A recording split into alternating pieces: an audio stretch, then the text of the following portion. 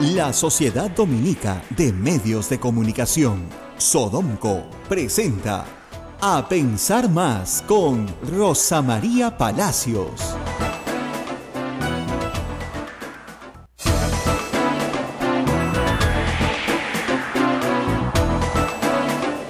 ¿Qué tal, amigos? Muy buenos días y bienvenidos. Esta es una nueva emisión de A Pensar Más con Rosa María Palacios. Nuestra conductora estará en un instante más con ustedes en una interesante entrevista que ha dejado, ustedes lo saben, ella se encuentra en estos instantes fuera de Lima en un periplo muy especial. Estoy con Abel Ángeles. Abel, ¿cómo estás? Buen día. Muy buenos días, Ismael. Estamos ya en A Pensar Más con Rosa María Palacios. Hoy día va a estar de invitado especial el relator de libertad de expresión de la OEA, el señor Edison Lanza, y van a hablar con Rosa María sobre el tema libertad de expresión en América Latina. Pero antes queremos comentarle la noticia del día de ayer. Al fin, gracias a Dios, se puso de acuerdo el gobierno y el Arzobispado de Lima en el lugar sede donde se celebrará la misa del Santo Padre. Nos alegra que se haya llegado a un acuerdo, porque ya de una vez todos los católicos limeños se podrán preparar para asistir a este gran evento. El presidente de la República, Pedro Pablo Kuczynski, luego de que esta información se diera a conocer minutos antes, se reunió con el cardenal Juan Luis Cipriani, el arzobispo de Lima, y también con el ministro de Trabajo, Alfonso Grados, y los tres dieron este pronunciamiento conjunto de este Palacio Arzobispal. Esto fue lo que dijo el presidente de la República. Ciertamente había muchas opciones, o por lo menos 2 o 3 opciones para la gran misa del Papa, del Santo Padre. La verdad es que Lima no tiene un parque central como Nueva York, una gran área verde en la cual se puede hacer un evento como este. La Costa Verde es una segunda opción por la belleza del mar, el sol que habrá en enero, pero también es un lugar bastante estrecho, con acantilados que ciertamente no son fáciles de trepar. Y había opiniones de diversos tipos. Había una opinión favorable del INDECI para un número que no sobrepasara 800,000 personas en la Costa Verde. Había opiniones discrepantes de otros grupos, y al final lo que ha primado aquí, primero, es la amistad que tengo yo con el cardenal. Hablamos a cada rato en los últimos días para llegar a una solución. La amistad que tengo con la Iglesia, por eso estamos aquí. Y el hecho de que muy probablemente habrá mucha gente que va a venir a esta misa. Y obviamente es más fácil físicamente organizar eso en un espacio plano que no tiene accesos con subidas y bajadas. Ningún lugar es perfecto.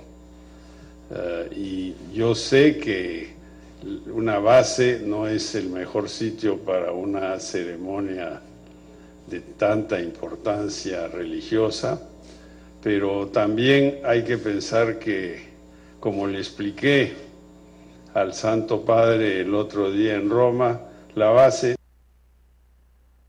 Las declaraciones del presidente Pedro Pablo Kuczynski en este pronunciamiento que se dio en el Palacio Arzobispal, en donde ha destacado 2 aspectos importantes. El primero es la seguridad y el segundo es el aforo, o sea, la cantidad de feligreses que puedan compartir con el Papa Francisco esta misa de clausura de la visita del Santo Padre a nuestro país que se realiza en Lima.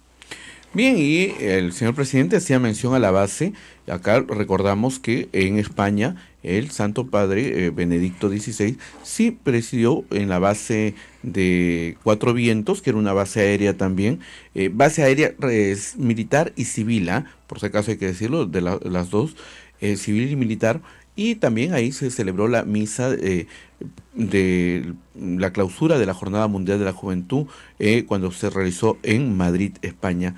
Y como el presidente dijo, el Papa no va a ver la base, sino va a ver la enorme explanada donde la gente con mucho cariño va a recibir al Papa. Esto hay que decirlo, felizmente ya terminó esta desavenencia que había, porque ahora lo único que queda es prepararnos, como hay que prepararnos para recibir al Vicario de Cristo en la tierra. Tenemos al ministro de Trabajo, Alfonso Grados. Él es el delegado por parte del gobierno quien dio lectura al acuerdo que se había llegado con el presidente de la República, Pedro Pablo Kuczynski, y el arzobispo de Lima, el arzobispado de Lima, sobre este tema. Escuchemos.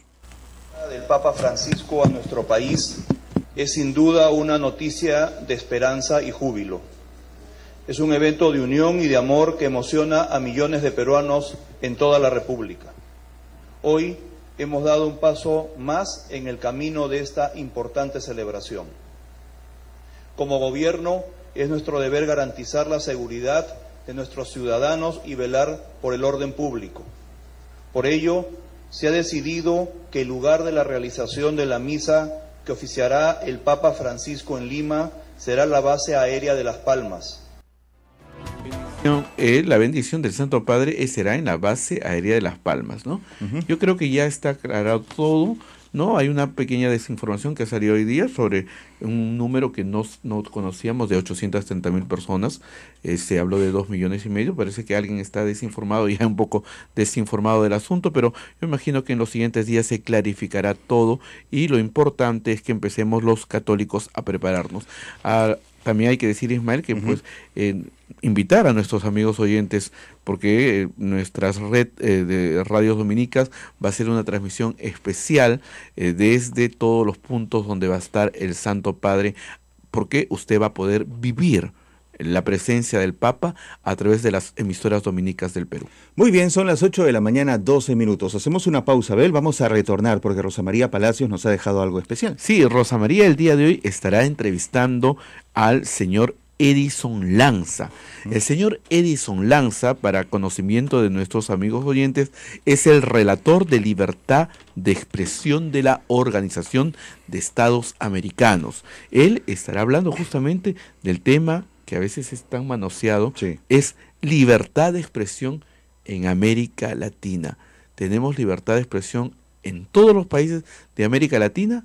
Esa es la pregunta que nos hacemos y que la dejamos sobre la mesa, y sobre lo que conversará Rosa María Palacios. Volvemos con eso, no se vayan. Sodomco, Sociedad Dominica de Medios de Comunicación.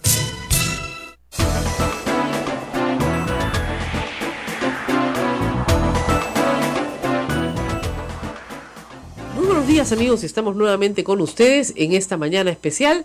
Este es un programa muy especial porque tenemos la visita de un personaje internacional que pocas veces nos visitan personas que representen temas tan importantes de manera continental.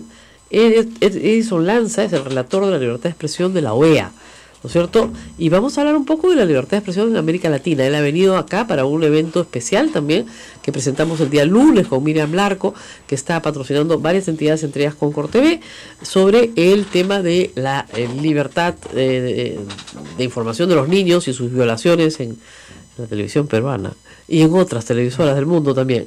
Muchas gracias por estar con nosotros. Bueno, muy buenas tardes, ¿no? Sí. No, es desde mañana. Es mañana, buenos días, entonces estoy llegando aquí a Perú. Bueno, muchas gracias por la invitación, la verdad es que estamos muy contentos y la verdad es que también felicitar a Concord TV por un extraordinario evento que han logrado reunir durante 3 días aquí en Lima con expertos de todo el mundo y también experiencias comparadas. Llama la atención, vamos a empezar por ahí, después vamos a todo el informe de la Relatoría para la Libertad de Expresión para América Latina, que leo con mucho gusto todos los años. Vamos a empezar por la preocupación de la niñez y la libertad de expresión es algo extraño, no es lo que normalmente uno suele ver cuando suele leer. Bueno, sí, tal vez, obviamente, en un panorama y en un mapa complejo de prioridades que tiene la relatoría y la región en materia de libertad de expresión, uno podría decir, bueno, ¿por qué ocuparse de ese tema cuando tenemos algunos que son gravísimos, como el asesinato, censura, etcétera? Hacemos las dos cosas, ¿no? Y este es un tema, digamos, que largamente viene siendo reclamado por muchas organizaciones de la sociedad civil. Nos han llamado la atención en el sentido de decir, bueno, necesitamos estandarizar para tener un estándar para promover en todo el continente. Obviamente no es un tema, es un tema que en términos históricos, si uno mira toda la película histórica, recién en el año 89 se suscribe la Convención de los Derechos del Niño, y bueno, luego vienen los procesos de ratificación por parte de todos nuestros países, y ahí es cuando se empieza, en la década del 90 o a mediados de la década del 90 para aquí, recién se comienza a pensar en que los niños no son un objeto, sino son sujetos de derechos, y entre esos derechos que tienen, y por supuesto que se les reconocen, están los de libertad de expresión, derecho a la información, vida privada, intimidad, buen nombre, imagen, con una particularidad, el interés especial particular de los niños que el Estado, los estados, la familia, las distintas instituciones, todos tienen que proteger. Bueno, en los últimos 10 años se ha elaborado mucho sobre cuál es el papel de los medios de comunicación al respecto, y es un tema que tiene varias aristas para entrarle, ¿no? Uno es que los niños y niñas y adolescentes tienen derecho a expresarse libremente, sin ser intermediados por el Estado o por sus padres, tal vez, a veces tampoco, porque son quienes están bajo, digamos, patria potestad, pero no, por eso se les suprime la libertad de expresión. Hoy hay una nueva realidad, se expresan mucho más ellos mismos a través de los medios digitales, pero hay que reflexionar qué poco espacio tienen para expresarse en los medios de comunicación, digamos, llamémosle tradicionales, radio, televisión, diarios, medios escritos, etcétera. Entonces ahí hay un problema. El segundo tema es cuando ellos son objeto de información, claro, y están en una situación de vulnerabilidad.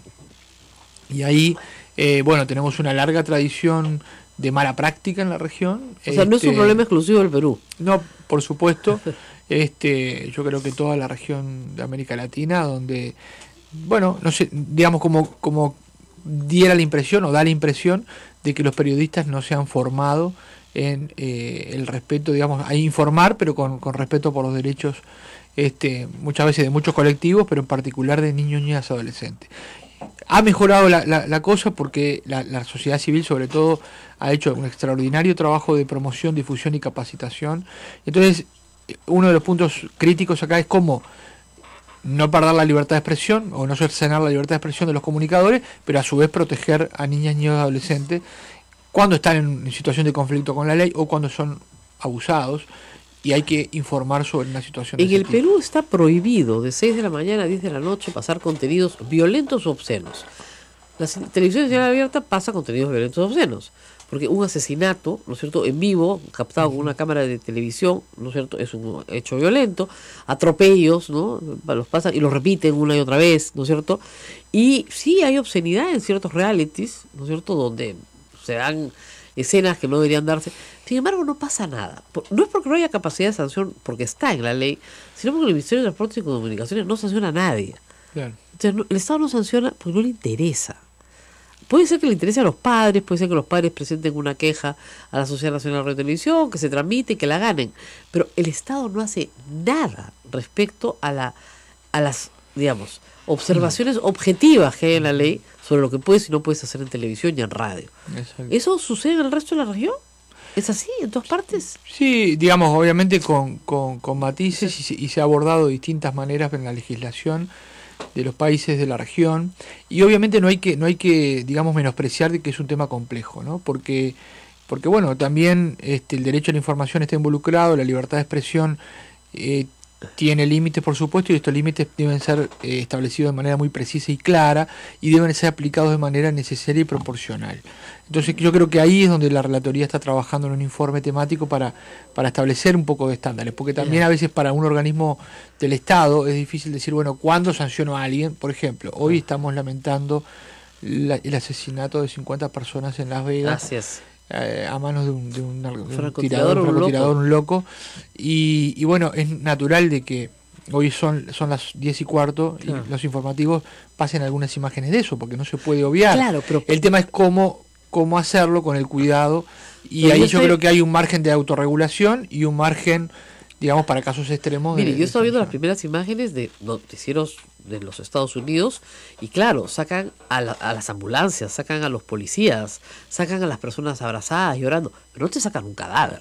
Claro. No te sacan Bueno, ni de casualidad. Hay una cosa muy interesante ahí, ¿no? Porque en Estados Unidos, digamos, no se aplican sanciones como último recurso, pero en general hay una gran autorregulación de los periodistas y los medios de comunicación. No te sacan un cadáver. Entonces, yo creo que hay un espacio, y a veces siento que están divorciadas las agendas, ¿no? Que hacemos unas reuniones maravillosas, pero no están los señores de los medios o los periodistas que no nos escuchan cuando hablamos de estas cosas. Entonces, creo que hay un aspecto ahí de promoción que tenemos muy importante, que la sociedad civil lo hace, me consta, en muchos países, y algunas cosas están cambiando, y también incluso el tratamiento de los temas de minoridad, ¿no? Cuando yo hacía periodismo hace 15 o 20 años, yo escuchaba en las redacciones el infanto juvenil, el infractor, tal, y bueno, los quemaban, ¿no?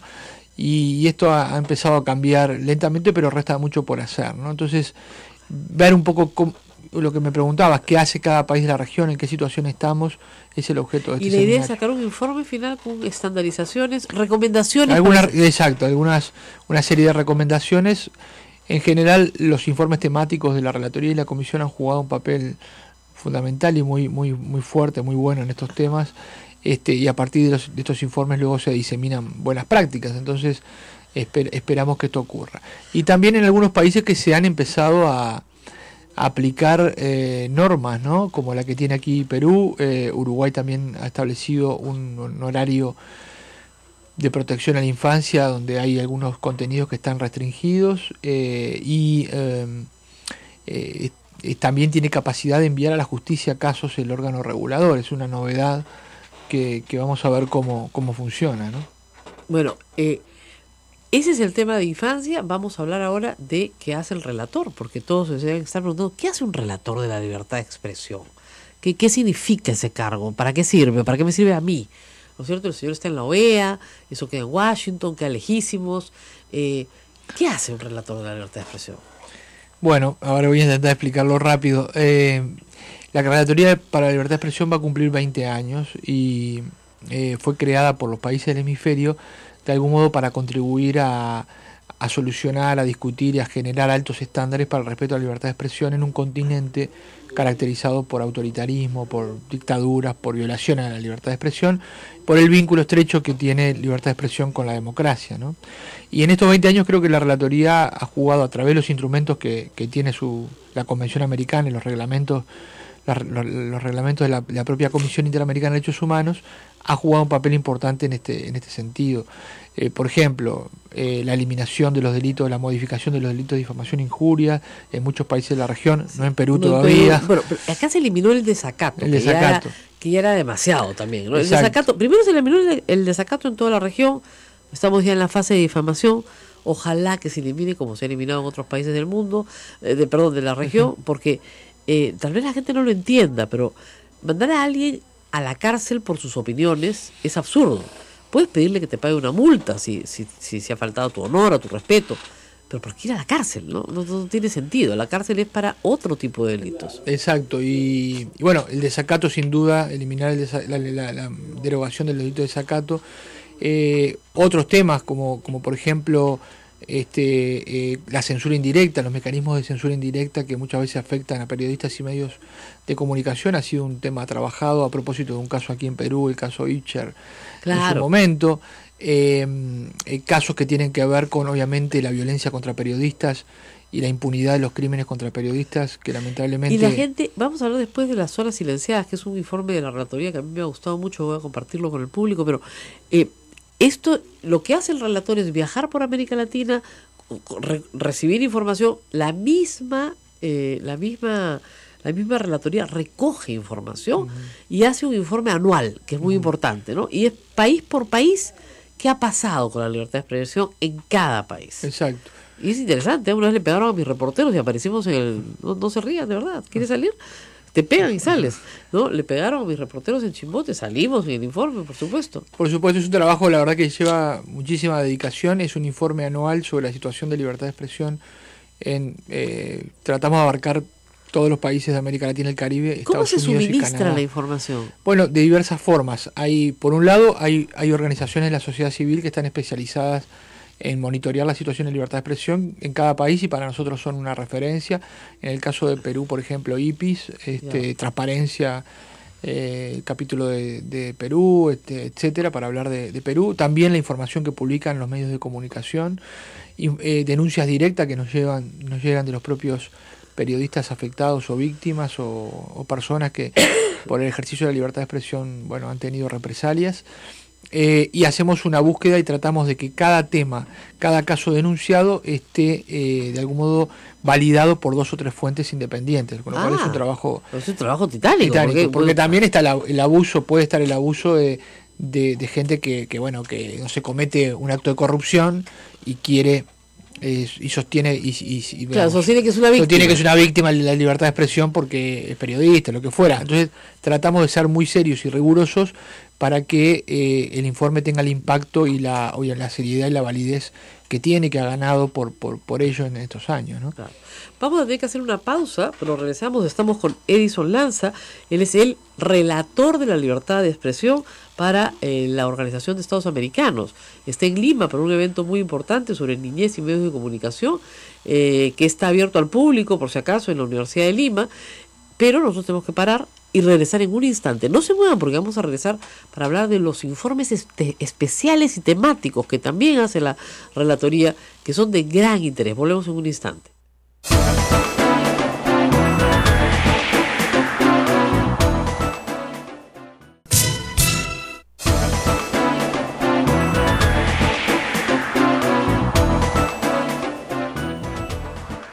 Muy bien, y continuamos hablando esta mañana de unos temas muy importantes que a veces pasan completamente desapercibidos para ustedes, pero que tienen que ver con un derecho fundamental, el derecho a que ustedes sean informados.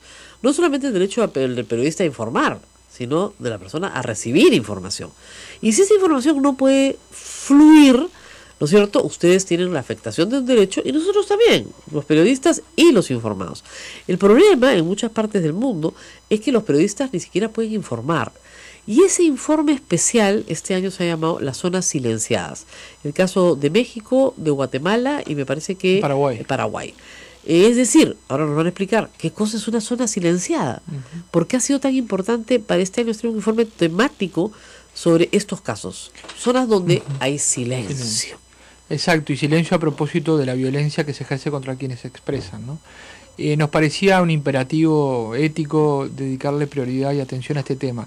¿Qué sucede? En los últimos 5 años hay más de 160 periodistas asesinados en América Latina y otros centenares amenazados, agredidos de distintas maneras, medios de comunicación. Y cuando uno estudia esos casos, que los tenemos sistematizados en la relatoría, observa que el 95% de los casos no ocurren en las grandes urbes como Lima o como, en fin, Ciudad de México, etcétera. Ocurren en zonas alejadas donde los periodistas están más expuestos al crimen organizado, a la corrupción, a los funcionarios venales, al narcotráfico, etcétera.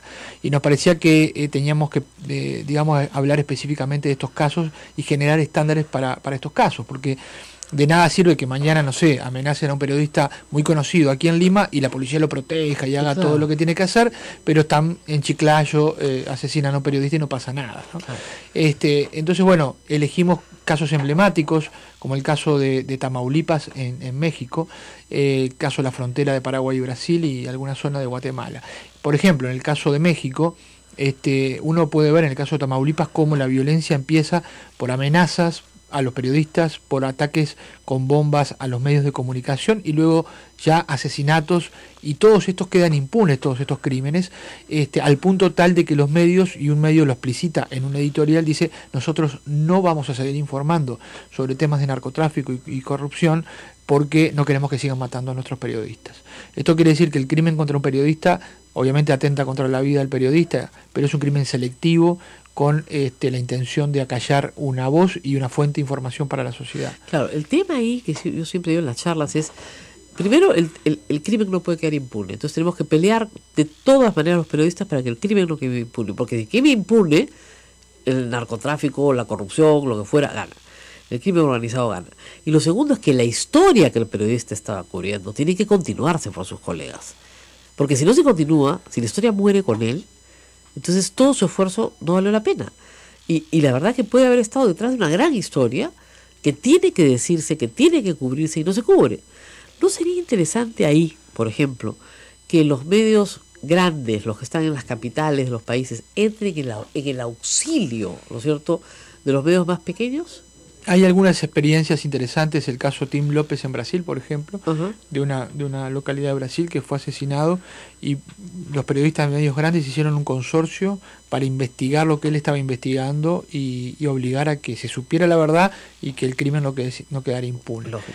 Pasó algo similar, 4 medios digitales en Guatemala hace 3 años asesinaron a 2 periodistas en una misma tarde en Mazatenango, y bueno, investigaron por qué había sucedido, qué estaban investigando. Había un alcalde que no quería que ese periodista publicara una historia sobre él y bueno, los mandó a asesinar.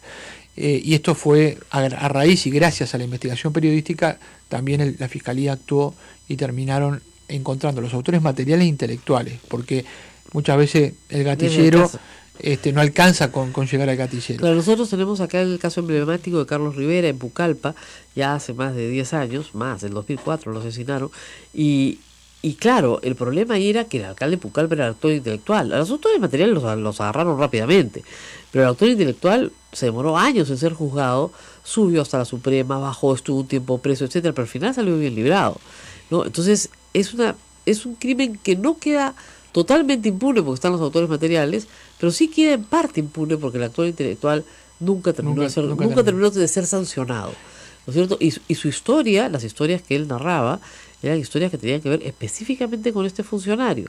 Entonces pasa, creo yo, en América Latina, que son funcionarios normalmente de bajo nivel, o sea, alcaldes. El presidente de la República no manda a matar a nadie, ¿no? Pero un alcalde sí, ¿no? Bueno, ahí nosotros estamos llevando en este momento un caso ante la Corte Interamericana de Derechos Humanos, caso Carvajal contra Colombia, que justamente es el primer caso de un periodista asesinado seguido de impunidad en una zona. Y nosotros creemos ahí que hay obligaciones específicas por parte de los estados. Esperemos que la Corte nos acoja nuestra tesis en ese sentido, cuando asesinan a un periodista en razón de su trabajo. Que claro, muchas veces cuando lo asesinan no se sabe que sea en razón de su trabajo. Claro. Por lo tanto, en lugar de decir, como muchas veces lamentablemente dice la policía, fue un crimen pasional, o fue una rapiña, o fue un lío de faldas, claro, que se investigue como primera línea prioritaria y se agote la que tiene que ver con vinculada a su trabajo. Que se protejan a los testigos, que se protejan a las familias y a los compañeros de trabajo, que son los que pueden aportar datos relevantes para la investigación. En fin, una serie de obligaciones que permitan terminar con la impunidad, porque en 96% de los casos en América Latina, estos más de 160 asesinatos permanecen impunes, y eso es una invitación a justamente silenciar a través de las balas. En México es el tema central es el narcotráfico.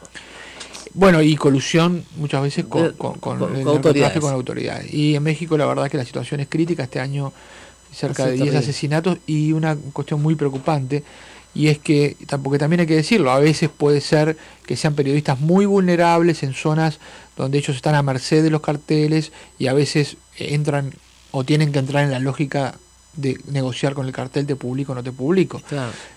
Pero en los últimos 2 casos, Miroslava Bridge, la periodista de Chihuahua, y Javier Valdés en Sinaloa, eran 2 extraordinarios periodistas de investigación. O sea, todos los periodistas merecen protección, pero llama la atención que ya los carteles, o sea, vayan a los mejores, claro. A los mejores, a los que más investigan, a los que tienen reconocimiento incluso internacional. Claro. O sea, la impunidad es tal que, bueno, cualquiera que se atreva a tocar sus intereses puede ser eliminado. Terrible. En el caso de Guatemala, ¿cuál es la motivación detrás de esta área silenciada? Yo creo que hay dos cuestiones. La corrupción, como tú mencionabas, de funcionarios de nivel local, como alcaldes, etcétera. Hay un trabajo también que hacer con funcionarios públicos, no tanto en asesinatos, pero sí en agresiones por parte de la policía, etcétera. No, y la agresión de los mismos funcionarios. Exacto. Y luego, temas que tienen que ver con falta de un mecanismo de protección para periodistas. Cuando nosotros recomendamos que cuando hay un país que tiene una situación de violencia estructural, se establezca un mecanismo autónomo para proteger periodistas, que lo ha hecho Colombia, lo ha hecho muy bien en ese sentido, ¿no? Es decir, en Colombia en el año 2000, 2001, 2002 asesinaban 10, 12 periodistas por año, y en los últimos y se hizo un mecanismo de protección, porque la verdad es que es tan importante que para la democracia, porque imagínense que si se extiende esta idea de que, al que habla y me dice algo que me molesta, lo elimino, estamos eliminando, digamos, el fundamento de la democracia, ¿no? La libertad de expresión y de yo siempre debate, le digo eso a mis alumnos: sin democracia, o sea, sin libertad de expresión no es posible la democracia. No hay forma de que haya democracia sin libertad de expresión. Es una cosa formal vacía de contenido. Entonces se creó un mecanismo de protección, por ejemplo, y si había un periodista amenazado, se le ponía en guardaespaldas, se le ponían cámaras, se le ponía un botón de pánico, etcétera. Aunque no es lo ideal trabajar así, pero lograron que periodistas, por ejemplo, como Ginette Bedoya, Julieta Duque, etcétera, llevan 10 años trabajando protegidas, ¿no? La valentía también de esas periodistas mujeres, ¿no? Y bajaron los niveles de asesinatos al punto que en el último año y medio no han tenido ningún asesinato. Entonces, se pueden hacer cosas. Claro, el Perú es bajo en asesinatos, ¿cierto? Cierto. Yo creo que sí, lo que pasa es que no se llegan todos los casos a sancionar a los autores intelectuales, los 4 o 5 asesinatos que hubo en los últimos 5 o 6 años. Exactamente. No hay, como eso, hay asesinatos, pero algunos no se adjudican al tema de libertad de expresión y otros simplemente no se llega a encontrar el autor intelectual. Exacto. Se encuentra el autor material, pero no el autor intelectual. En el caso de Paraguay, ¿también es un problema de corrupción de funcionarios? Ese es un caso de crimen, yo diría, muy fuertemente vinculado al crimen organizado, ¿no? Hay una zona, el límite con Brasil y Argentina, una zona fronteriza, donde lamentablemente es una zona de pasaje y de operación de muchos, y ahí básicamente contrabando. Sí, contrabando de droga, claro. Tráfico de drogas más contrabando. Y ahí hay periodistas que lamentablemente han perdido la vida por investigar, obviamente, la conexión del crimen organizado con la política local. Y la policía local, y las autoridades locales, están todos metidos en el negocio. Ahí está. Y en el informe está contado con mucho detalle cómo ha evolucionado y hemos tenido que lamentar 6-7 asesinatos en los últimos años. Un periodista de ABC que no puede salir de su casa, vive con protección en la puerta para poder Lo que hemos hecho en el Perú a veces en IPIS es traer un periodista de fuera para que se enfríe un poco la cosa, ¿no es cierto?, y después pueda volver. Sí, eso también es una práctica que sucede, ¿no? La posibilidad de sacarlo del lugar hasta que se enfríe la plaza, ¿no? Claro. Incluso en los casos que usted me mencionaba, de si los periodistas de otros medios pueden ir a investigar, también hay que tomar medidas de seguridad. Los periodistas tienen que tomar sus propias medidas de seguridad. Eso es parte del trabajo, ¿no? Cuando se abordan estos temas, ¿no? Claro. Ahora, en el caso, como le digo, en el caso del Perú es raro que un periodista camine con guardaespaldas, rarísimo. Yo he tenido que caminar 1 año y medio nomás, felizmente. Fue poco, duró poco, gracias a Dios. Pero sí, o sea, hay algún nivel de tensión.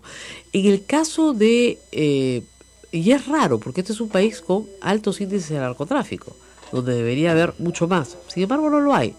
Bueno, gracias a Dios también hay que agradecer, ¿no? La relatoría recoge todo esto, y los gobiernos, ¿qué le dicen a la relatoría? O sea, si yo fui el presidente de México y me dicen que han matado 10 periodistas en el último año, ¿qué digo? Bueno, nosotros la verdad es que a través de los mecanismos que tenemos lo hemos puesto como prioridad por la gravedad de la situación, ¿no? Entonces hemos llamado la atención del gobierno de México de distintas maneras. Para empezar, cada vez que obviamente agreden o asesinan a un periodista, sacamos un comunicado, a veces con el relator de Naciones Unidas, y recordamos a al gobierno de México, que tiene la obligación de proteger a los periodistas, de investigar estos crímenes y de encontrar una explicación a los mismos. Luego también hemos trabajado con el gobierno de México en un mecanismo de protección que están construyendo. O sea, si hay alguna apertura, si hay un nivel de diálogo. Sí hay diálogo, a veces es complejo y difícil. Hemos hablado también del tema de procuración de justicia. Y le digo más, tal es la preocupación que venimos trabajando hace un año, le venimos solicitando al gobierno de México la posibilidad de hacer una visita in loco en el terreno para nosotros, con la protección que le brinda el derecho internacional a los relatores, junto al relator de Naciones Unidas para la Libertad de Expresión, hacer una visita conjunta, ir a los estados donde está la situación en peor situación y revisar por qué, porque, a ver, es claro que si el gobierno de México, tiene tantos asesinatos y no se aclara ninguno, tiene un problema con la procuración de justicia. Así es, evidentemente. Entonces queremos ir y trabajar y reentrevistarnos con la sociedad civil, con los familiares de las víctimas, con el gobierno, y hacer un informe específico sobre esa situación y hacer una serie de recomendaciones muy firmes, y aparentemente va a tener lugar a fines de noviembre de este año esa visita. Y por otro lado, en el sistema de casos que usted conoce muy bien, estamos comenzando a llevar casos a la Corte Interamericana de Derechos Humanos por la falta de investigación de periodistas. Hay un caso de Colombia en este momento a consideración de la Corte, y hay casos de México que la Comisión va a resolver próximamente también. Tenemos que hacer una nueva pausa, pero regresamos porque quiero hablar de Donald Trump. No puedo evitar hablar de Donald Trump con el relator de la libertad de expresión para América Latina. Como ustedes comprenderán, Washington es una plaza, ¿no es cierto?, interesante para estar en este momento en el mundo, y además Estados Unidos es miembro de la OEA, o sea que hay algo que decir, porque fake news y esta bronca del presidente con todos los medios de comunicación es algo que tenemos que comentar. Vamos a la pausa, no se lo pierdan, regresamos en un instante.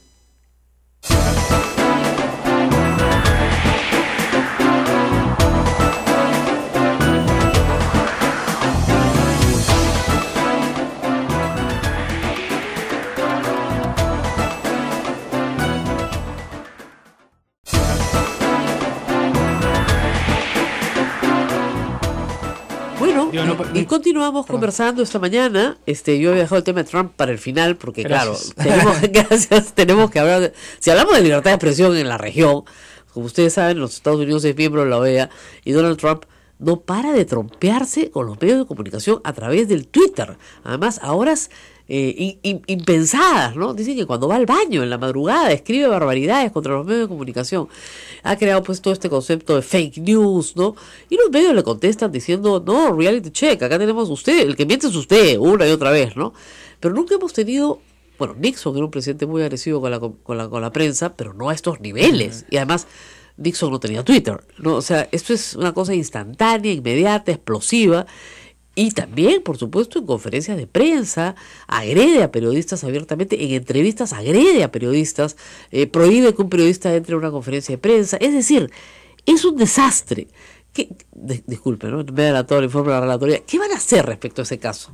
No, lo vamos a tratar con la misma seriedad y rigor que el resto, ¿no? Es decir, nosotros ya habíamos tenido un caso, si se quiere, salvando la distancia, similar en el caso del expresidente Rafael Correa en Ecuador. Claro. Y el estándar que siempre aplicamos es, bueno, a ver, un presidente tiene la obligación, tiene libertad de expresarse, y obviamente podría criticar una nota en un medio de comunicación o a un periodista o a un medio, pero tiene que hacerlo con rigor y apelando a la verdad. Y él apela al insulto, a la descalificación, a tratar de restarle credibilidad, ¿no? Con la gravedad añadida de que se trata del presidente de Estados Unidos, una potencia mundial, pero que además un país que se fue creado sobre la base de la libertad de expresión, el respeto a la libertad de expresión. La primera enmienda es de las normas más protectoras de la libertad de expresión en el mundo, y era de algún modo un aliado, hay que decirlo así, para toda la región de aquellos que trabajamos por la libertad de expresión, y hoy se ha convertido desde lo más alto del presidente más poderoso del mundo en alguien que justamente amenaza la libertad. Ahora, hay que decir una cosa: Donald Trump en este momento no representa a los Estados Unidos en el sentido que los Estados Unidos hayan perdido sus valores democráticos, para nada. O sea, no, pero claro, pero cuando el presidente de Estados Unidos, que es el funcionario número uno y que tiene una obligación de cuidado, de garantía, de garantizar la libertad de expresión, la agrede de esa forma, obviamente eso genera un chilling efecto y un efecto de riesgo también. Claro. O sea, estamos empezando a ver en Estados Unidos agresiones a la prensa que no veíamos antes, a los periodistas, porque obviamente cuando hay alguien con un liderazgo muy, muy grande, Claro, que dice, ahí están los corruptos, ahí están los claro, falsos, ahí están los enemigos del pueblo, claro, bueno, eso es una invitación a que muchos loquitos agrega. agredan Ahora, a los periodistas a través de Twitter, de la ahora, también es cierto, dicen que también de los hechos. ha subido mucho la lectoría del New York Times gracias a Trump, Bueno, ¿no? yo quiero decir algo que es interesante en esto, ¿no? Porque también la democracia es un sistema y, digamos, pese a esta situación que describíamos, la democracia norteamericana está reaccionando. Eso. O sea, la gente sale y protesta, la gente se manifiesta, los medios de comunicación han respondido con más y mejor periodismo. Eso es lo que hay que hacer. No se han amilanado. Al frente a contrario, la situación, calidad ¿no? del periodismo en Estados Unidos ha mejorado muchísimo. Mejorado, ¿no? Y muchísimo. tal vez ellos hagan un mea culpa de que tenían que haber reaccionado antes y Claro, ponerse a hacer periodismo antes y no tanto entretenimiento, ¿no? Por lo tanto, creo que eso es saludable, ¿no? Pero siempre hay amenazas, estas verbales, pero hay otras que estamos viendo. Por ejemplo, el incremento de leyes en los distintos estados Ajá, que criminalizan la protesta. claro. Y, por ejemplo, criminalizan el hecho de, ingresar en un fondo privado, bloquear una carretera, etcétera. Entonces hay un ambiente complicado que no se vivía en Estados Unidos. Yo creo que es bastante novedoso en ese sentido, ¿no? Aunque la novedad sea mala. Y también por ejemplo, la cibervigilancia. El gobierno, el Departamento de Justicia ha solicitado la metadata de todos aquellos que ingresaron al sitio web que promovió la manifestación en el día que asumió Trump. Entonces estamos viendo esto muy de cerca. Por otro lado, el Poder Judicial está jugando un papel también muy interesante, con muchas sentencias protegiendo la libertad de expresión. Entonces, el público no lo sabe, tal vez el público peruano, pero miren, la primera enmienda, que es el primer artículo de la Declaración de Derechos de la Constitución de los Estados Unidos, está referida a la libertad de expresión. Y Congress shall not pass any law. O sea, el Congreso no puede, imagínense ustedes, el Congreso no puede producir una ley sobre la libertad de expresión. Sí, que afecte a la libertad de expresión. No, ninguna ley. O sea, punto.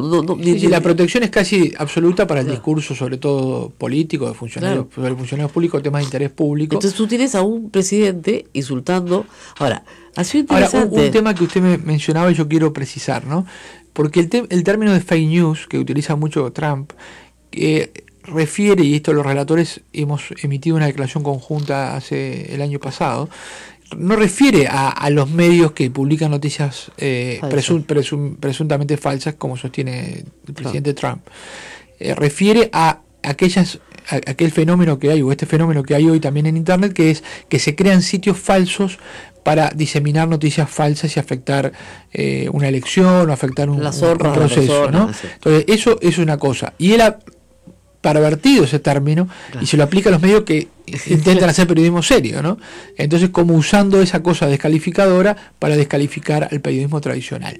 Y bueno, bien o mal, nos guste mucho o poco, los medios de comunicación y los periodistas son la mejor cosa que se ha inventado para justamente ponerle un límite al poder. Poner un límite al poder, jugar un papel de perro guardián, y en realidad sí, en cada país, ustedes lo conocen bien, han sido fundamentales los medios y los periodistas para combatir la corrupción, los abusos de poder, la violación de derechos humanos. Entonces, descalificar de esa manera el principal vehículo de control social es preocupante. Trump se ha peleado hasta con Fox, que eran sus aliados, se ha peleado con todo el mundo.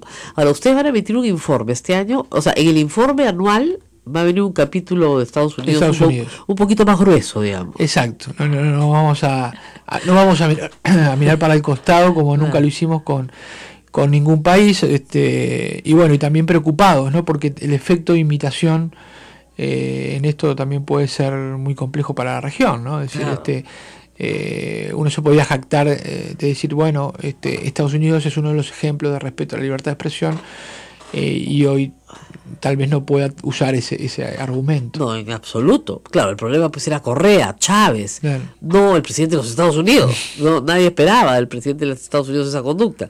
Y sí tenemos un presidente en algunos momentos, como dice la Comisión de Verdad, y en algunos lugares completamente enloquecido y diciendo barbaridades contra personas, contra autoridades y contra los medios de comunicación, principalmente a los que considera los que destruyen su popularidad, ¿no? Que está francamente destruida por él, no por los medios de comunicación. Usted cree que es emperador romano, quiere matar al mensajero, entonces no hay forma de que mates al mensajero. Ahora, lo bueno en Estados Unidos es que, claro, hay un efecto de inmigración, hay un poco de violencia contra los periodistas, pero también hay una sociedad democrática que protege a sus periodistas, ¿ah? O sea, que haya aumentado la lectoría del New York Times no es por gusto, es porque la gente quiere saber qué está pasando en la relación con el presidente y en la relación con la democracia. Sí, eso yo creo que es lo saludable. Tal vez, yo siempre digo, ¿no? Me formé en una dictadura en Uruguay hasta que gobernó entre el 73 y el 85 y fui a la escuela y al liceo ahí. Y entonces creo que por eso quiero tanto y amo tanto a la libertad de expresión, pero cuando hablo como vos, que sos profesora, docente, con los más jóvenes, que nacieron en la década del 90, 2000, y yo les digo, acá hubo una dictadura que no permitía la protesta, que no permitía, que censuraba, que esto, que era terrible, y ellos me miran como diciendo, profesor, eso es ajeno a nosotros ponemos lo que queremos, No se preocupe, consumimos lo que queremos. a mí me pasa lo mismo. Yo tuve dictadura 12 años, de 1968 a 1980, crecí en esa dictadura.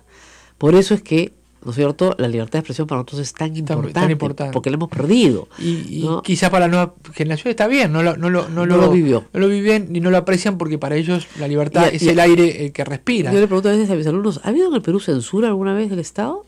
Se quedan pensando, puede ser, me dicen. Sí ha habido censura plena, absoluta, con tomas locales, con tanques, con todo.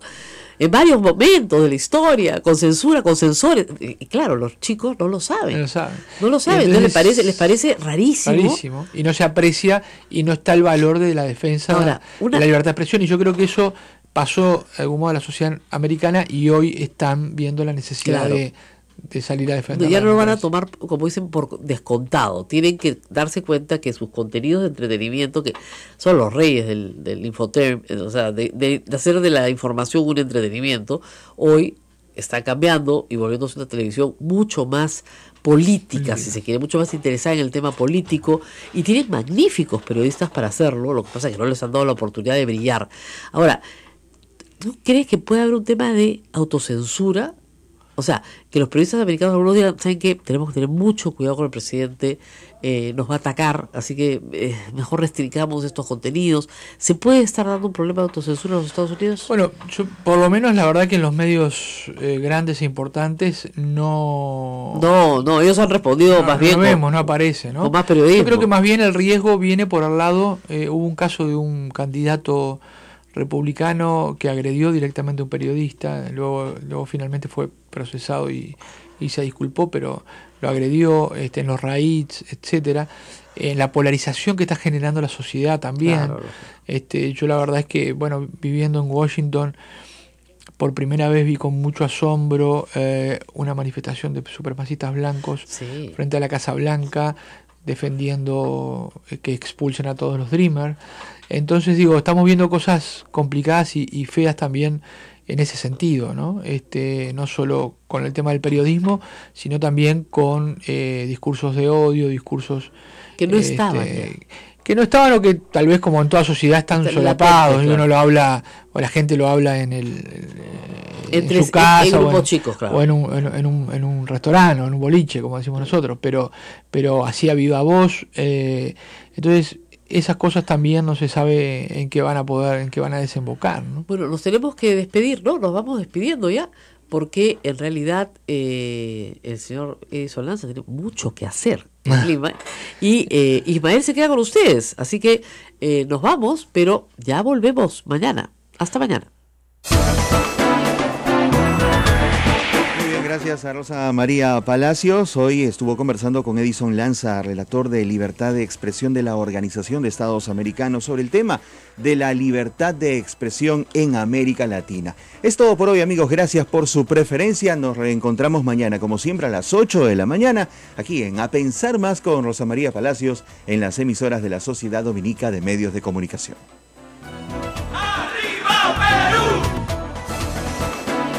Hasta aquí, A Pensar Más con Rosa María Palacios. Este programa fue producido por la Sociedad Dominica de Medios de Comunicación, Sodomco.